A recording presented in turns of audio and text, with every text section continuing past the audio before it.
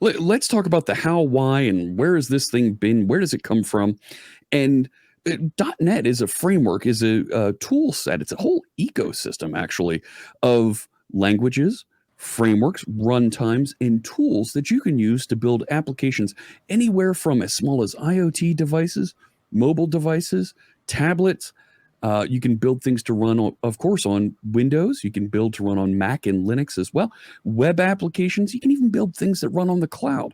So you've got the whole gamut of applications that you can build and work with .NET. It really is a full-fledged ecosystem of tools and technologies that are going to make your development experience better.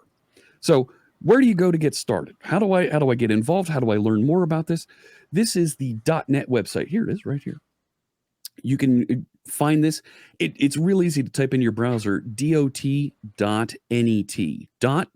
.net. It sounds weird to spell it out, but it's going to route you to .net.microsoft.com. And this is the jumping off point to learn more about the entire framework, where you can use it. Folks ask me, how can I learn more about this? Where should I go to get started? This is it. This is the website right here. And big get started button, big download button to get you the software development kit to get started. There's even training material down here. All the different project types that you may want to get started with listed here. Information about the 3 primary languages you can use to write applications using .NET. We think this is a great jumping off point for folks that want to learn more about .NET, see some videos about .NET, and get that first tutorial in and see a little bit more about what other folks have done with .NET. So I'm going to, of course, recommend go click that big download button so you can get your hands on the software development kit. Now, we're about a month away from .NET 6. That means that there's a release candidate, and you can see the banner right there, right at the top of the website. .NET 6 release candidate 2 is now available. It was just released just yesterday, as a matter of fact. It's got a significant hardening. It's features that are getting ready to be released. They're all getting squared away for us, and you're going to be able to download it with a link up here. Or if you can you zoom a little bit in that page? Can I zoom? Absolutely. Oh yeah, that's better. There you know me, always asking. I'm not thinking of the StreamYard config. So there's a link to go grab the .NET release candidate up there, or if you want to use the current or the long-term servicing releases, here are the 2 versions that are also available for you out there. .NET Core 3.1, that's our long-term support release, and .NET 5, that's our current release that's supported for about a year and a little bit after the next version is released. So you can choose that version that you want to download, and you know what? It also comes in the box with Visual Studio. So if you install Visual Studio, you're going to get a copy of the .NET tools ready to go for you on Mac if you're using Visual Studio for Mac. Of course, on your Windows machine if you're using Visual Studio 2017, 2019, or the new Visual Studio 2022. So easy to get in here, download. This will give you a command line tool if you download the SDK here. You can also go through a 5-minute tutorial right here in the browser that's all embedded right here. There's a video from our friends Scott and Kendra showing you exactly how to get started with running through a tutorial, a simple hello world, get started tutorial right here in the browser. Now, okay, you can go through and actually activate and work this tutorial in the browser. But there's some other cool things that you can check out and download and run locally if you're interested in getting a little bit more hands-on. So we have interactive notebooks available for you.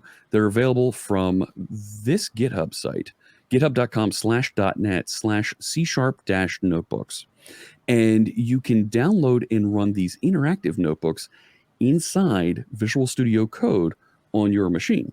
So let me show you what these look like real quick. I thought I had a Visual Studio Code. I do not with it open, so let me open that real quick. I will just run and get my C# notebooks and open that up. And these all run right here in your browser. Right here in Visual Studio Code, so you can interact with .NET without any of the need to go and install extra tools, go and install a runtime or the SDK. This runs without any of those things that I was just talking about, Visual Studio or the .NET SDK.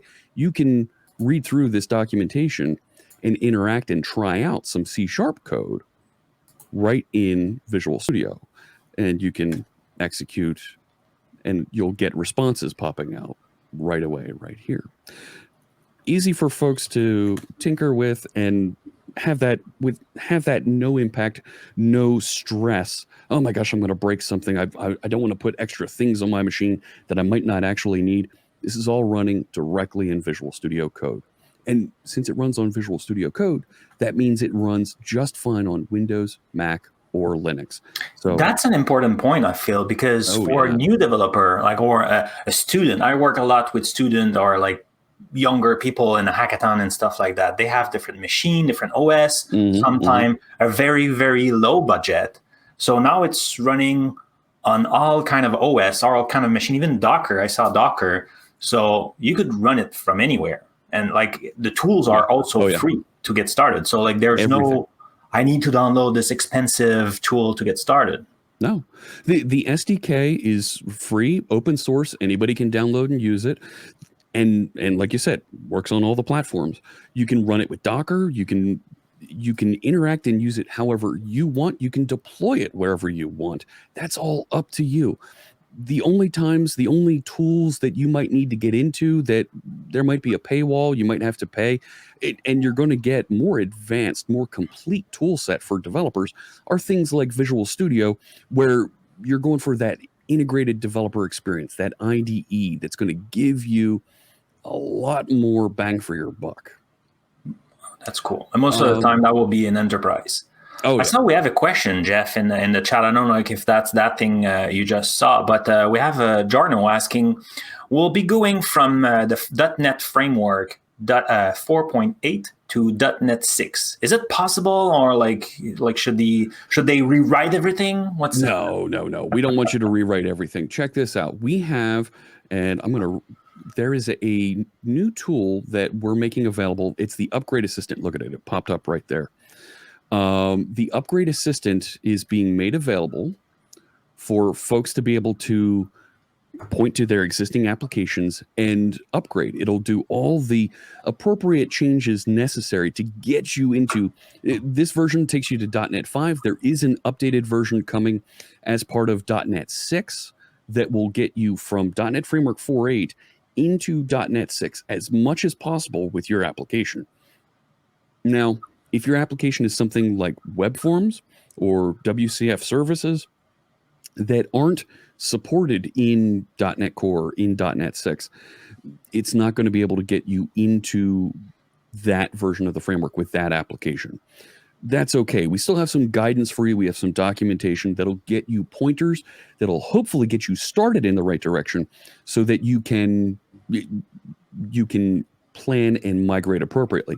But if you have a Windows Forms application, a WPF application, an ASP.NET MVC application, or an ASP.NET Web API, this will get you moving in the right direction to get your application there. And we target about 80 to 90% completion, where there's going to be some things in there you're going to need to tune and adjust appropriately to make sure it works.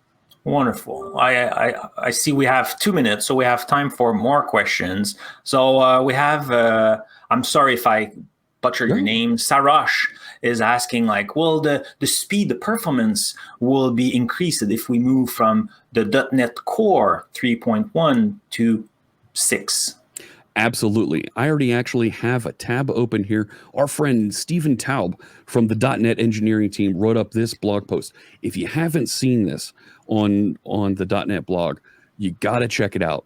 This isn't just a blog post. This is a little ebook all about performance in .NET that you got to check out if you have any interest in how big technology and frameworks like this work. You check this out. It's literally 100 pages printed. Okay, but there's all kinds of details in here about how they're improving and benchmarking all of .NET. And what you're going to see is that they're improving the performance upwards to 40% over .NET 5. And .NET 5 was already a 30 to 40% improvement over .NET Core 3.1. So you're going to see a significant jump in performance when you upgrade to .NET 6. We highly recommend it. That next long-term servicing release is really going to help with the performance of your applications. So wonderful. I didn't know about that link. Yeah, drop it in the chat, and I will make sure to also add it into the show notes. Yeah, so 99% of the links we're sharing today are in the show notes. In that URL, if you go there, all the links should be there. If it's missing, I will update that after the show, I promise. Yeah.